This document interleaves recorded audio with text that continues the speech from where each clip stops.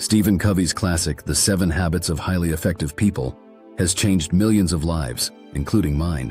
While the original book offers a deep dive, this video simplifies it into something clear, practical, and powerful, so you can start living these habits today. Let's start. What if I told you that the life you're living right now, every win you celebrate, every failure you fear, every relationship, dollar, opportunity, or lack thereof, isn't just luck. It's the result of your habits. Your habits are invisible forces. They shape what time you wake up, how you treat people, how you respond to stress, whether you follow through or quit when it's hard. And over time, they quietly build the story of your life. Now, here's the truth no one tells you. If your habits are that powerful, you don't need to change your entire life. You just need to change the system that creates it.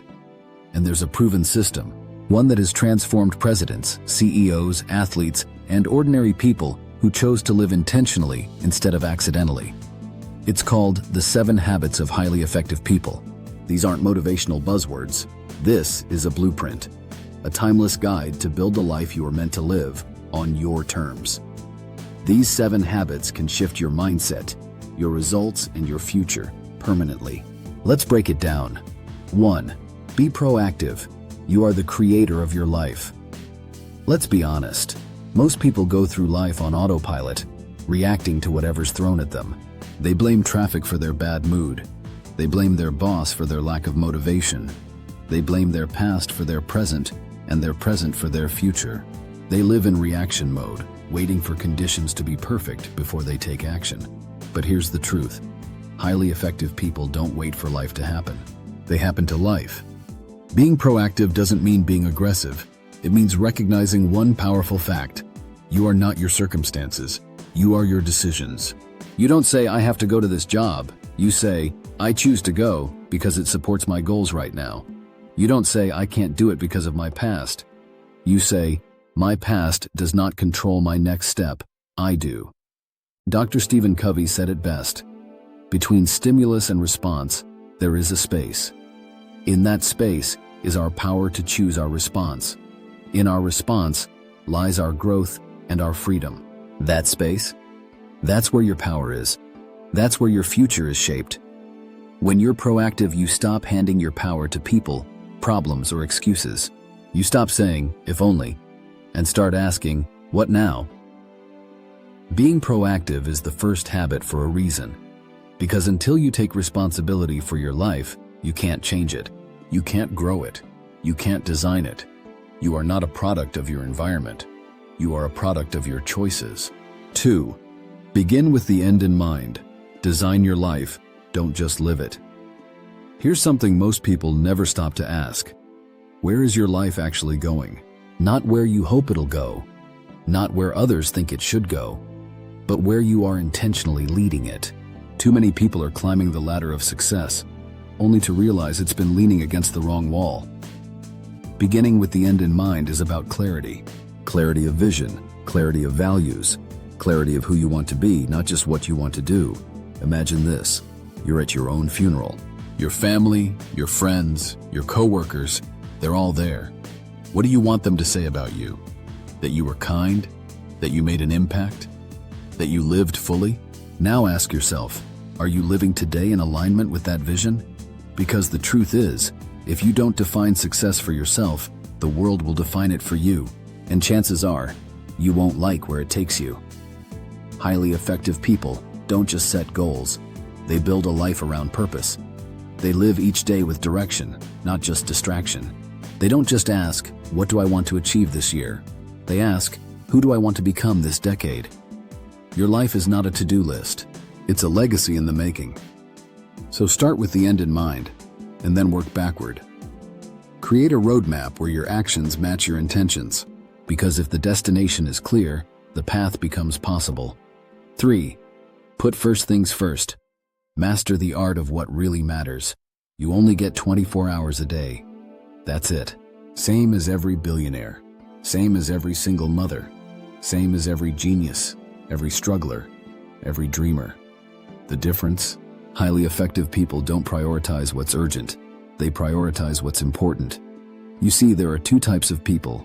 those who are busy, and those who are intentional. Busy people chase fires. They're stuck in their inbox, in meetings, running errands, doing stuff, but they rarely move forward. Intentional people, they know what matters most, and they put it first.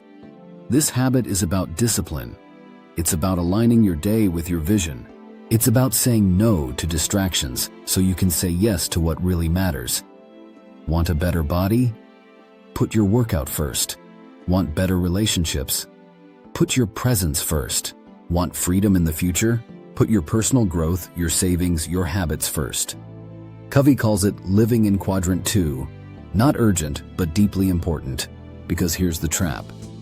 Most people spend their life reacting to what shouts the loudest, while the quiet things that matter most slowly fade away. Put first things first means this. You don't let your schedule control you. You control your schedule. It means asking every morning, what is the one thing I must do today, so that tomorrow I'm closer to the life I truly want? 4. Think win-win. Success is not a competition. The world has trained us to think in terms of winners and losers. If someone else gets the job, you lost.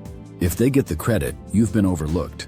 If their success grows, yours somehow shrinks. But that's a lie.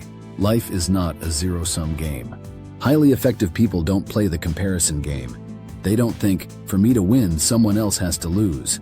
They think, there's enough room at the top for all of us. That's what win-win means. It's not about being soft or passive. It's about being strong enough to stand for yourself and generous enough to care about others. It's believing that two people, two teams, two sides can both walk away better, not bitter.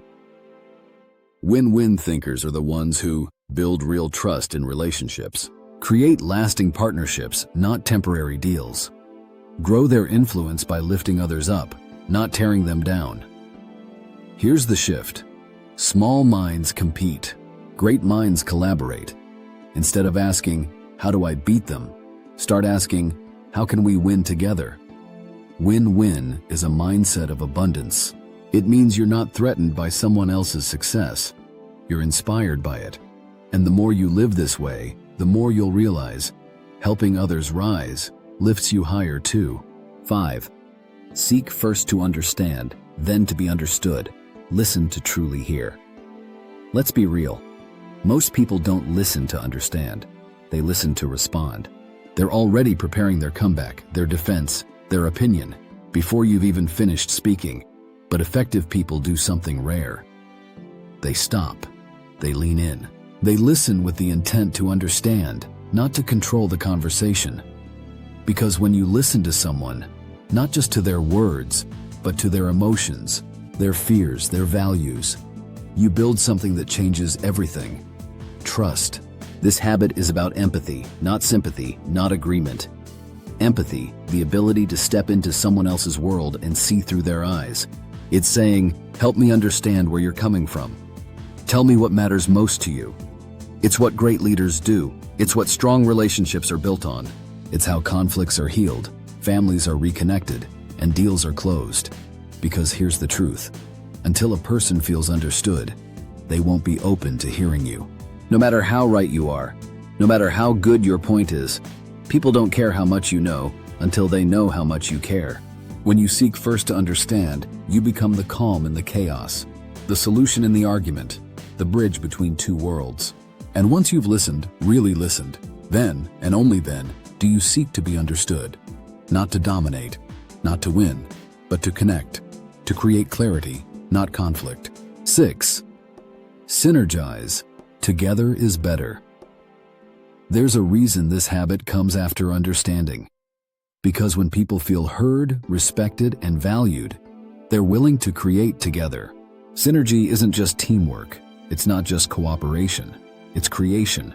It's the magic that happens when two minds, two hearts, or two visions combine and produce something neither could have made alone. Think about this. When one person sees in black and white and another sees in color together, they can create something no one's ever seen before. That's synergy. It means valuing differences, not tolerating them. It means welcoming new ideas instead of defending your own. It means letting go of either or and embracing something better. Synergy is where ego dies and innovation is born. It's where people stop asking, "How do I win?" and start asking, "How do we all win together?" The best teams, the best relationships, the best ideas don't come from agreement.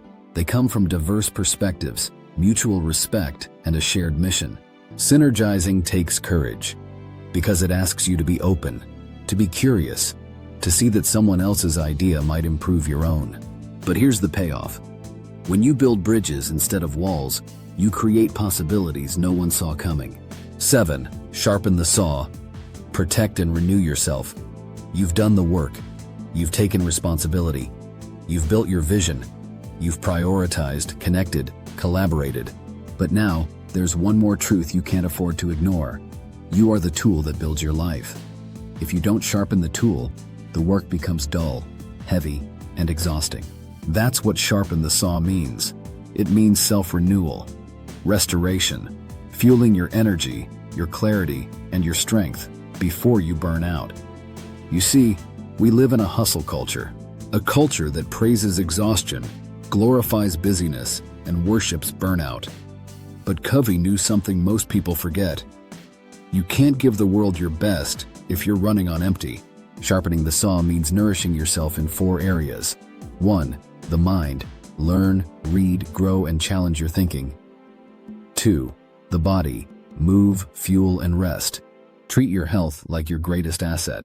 3. Heart. Connect, laugh, love, and forgive. 4.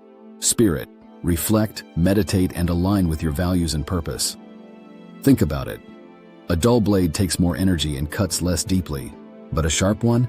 It's efficient, effective, and powerful. This habit is the quiet force behind the other 6.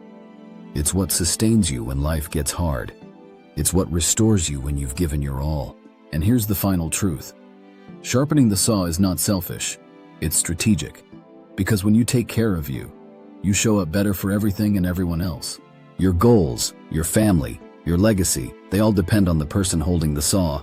Remember, these habits are not just ideas. They are choices, made daily, repeated consistently, and they shape your destiny. You don't have to change your whole life overnight, but you can begin today with just one habit. So which one will you start with? If this video moved you, share it. Let someone else hear what you just heard. And don't forget to subscribe for more tools to unlock your potential. You're not here to live average. You're here to live intentionally, powerfully, effectively.